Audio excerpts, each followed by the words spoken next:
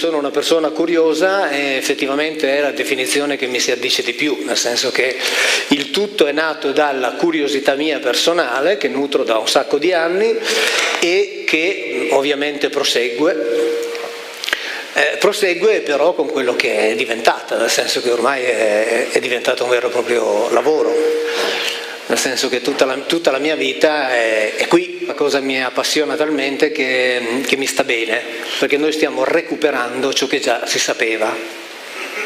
Quindi in realtà stiamo riportando alla luce delle conoscenze. Quando dico conoscenze intendo dire anche conoscenze di ordine scientifico, tecnico, tecnologico, pratico, che erano patrimonio di una parte dell'umanità alcuni millenni fa e che poi, insomma, per come è andata la storia dell'uomo, sono rimaste sotto traccia, diciamo così, e comunque non più disponibili per le moltitudini. Tra l'altro, una considerazione che mi sono fatto ultimamente, anche mentre studio dei testi di teologia ebraica pubblicati dagli ebrei, da case editrici ebraiche, come la casa editrice Mamash di Milano, dove scrivono solo rabbini e che quindi conducono analisi bibliche, e proprio perché mi interessa capire l'altra parte. Perché noi conosciamo la parte che ci viene raccontata dalla teologia cristiana, dico cristiana in genere, quindi comprendendo quella cattolica, quella protestante, quella ortodossa, e in quei testi lì sono riportati non soltanto i pensieri dei rabbini a noi contemporanei, ma i pensieri della storia rabbinica, e quindi ci sono degli elementi che sono di un interesse veramente straordinario. Più volte io ho detto nelle conferenze che l'Antico Testamento è un libro che è stato preso da una parte, in questo caso intendo dire la parte cristiana, l'ha trasformato in ciò che non era e con questa trasformazione, in grazia di questa trasformazione, ha costruito ciò che sappiamo. Però questa è una trasformazione e una appropriazione assolutamente indebita. Cioè nel senso che quel libro lì non è nostro. Quel libro lì, quando dico nostro, nel senso mi infilo anch'io in questo mondo cristiano occidentale, non ci riguarda per nulla. Tant'è che quando io vedo il Papa che va a trovare il rabbino capo della comunità ebraica di Roma, Rav Riccardo Di Segni, e si abbracciano e si sorridono, dico in assoluta tranquillità che ci vedo una ipocrisia spaventosa. Mi vengono i crampi allo stomaco, perché non sono d'accordo su niente. Non sono d'accordo su niente. Se io fossi un ebreo e mi sentissi dire tu sei, da un cristiano, tu sei mio fratello maggiore nella fede, gli direi no. Gli direi io con la tua fede non ho nulla a che vedere. La tua fede è una cosa che ti sei costruita tu, sulla base di dottrine che hai elaborato tu, che sostieni tu, ma che non hanno nulla a che vedere con ciò che credo io, con ciò che conosco io e con ciò che soprattutto è scritto in quel libro del quale tu ti sei appropriato. Quel libro, meglio, quell'insieme di libri, non riguarda l'umanità. Sto per dire una cosa, tanto, come dire, qualche nemico in più o in meno non mi cambia più la vita. Quel libro non riguarda neppure tutti gli ebrei, perché quel libro riguarda solo Israele, che non è l'insieme degli ebrei, tanto per intenderci. Così almeno ce lo teniamo sotto gli occhi.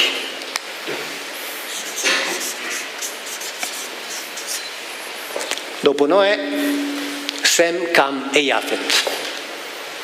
Mi viene in mente una curiosità mentre ci siamo. Sapete che dei tre quello cattivo era Cam, no?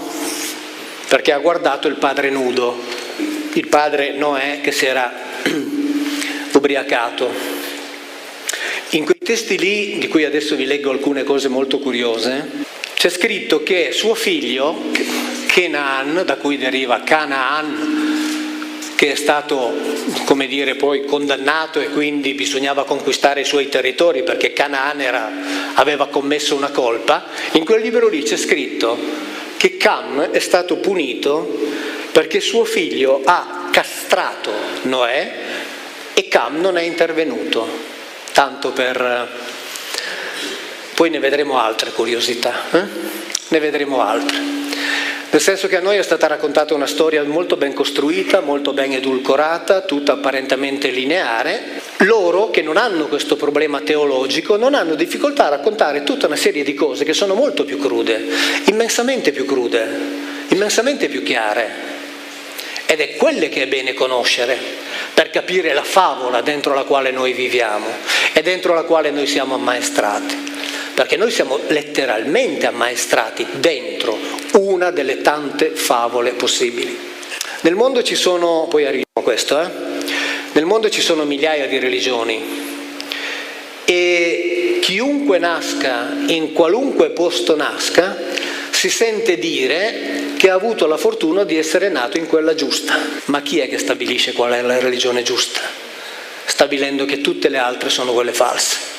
Nessuno al mondo. E ognuno di noi viene ammaestrato dentro quella che si sente dire essere la religione giusta.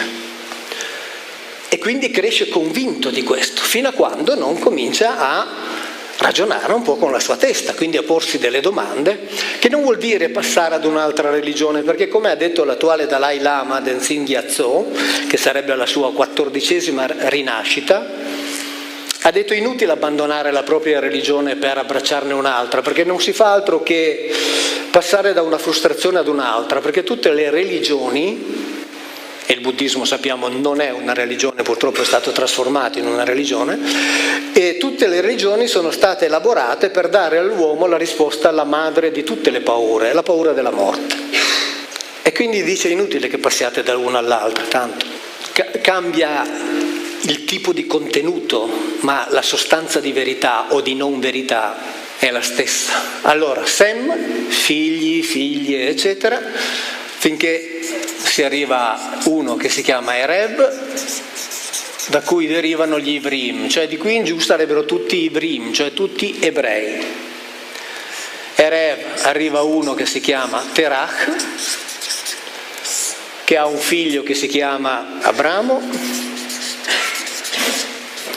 un altro che si chiama Nacor e un altro che si chiama Aran. Abramo ha un figlio che si chiama Isacco, che ha 2 figli gemelli, Giacobbe ed Esau. Da Aran deriva Lot, di cui poi se abbiamo tempo parliamo. Allora, quando voi avrete voglia di leggere la Bibbia che avete in casa, senza necessità di traduzioni particolari, in Deuteronomio vedrete che a Yahweh, che è il nome col quale viene identificato quello che poi è stato trasformato nel Dio onnipotente, onnisciente e trascendente. Ora, se c'era uno che non era né onnipotente, né onnisciente, né trascendente, era proprio Yahweh, quindi è invenzione pura, a lui viene affidato questo. Giacobbe, Deuteronomio 32, viene assegnato questo. Suo fratello gemello no. Quindi la Bibbia riguarda questi. Tutti questi qui, che sono tutti ebrei come questi, sono fuori.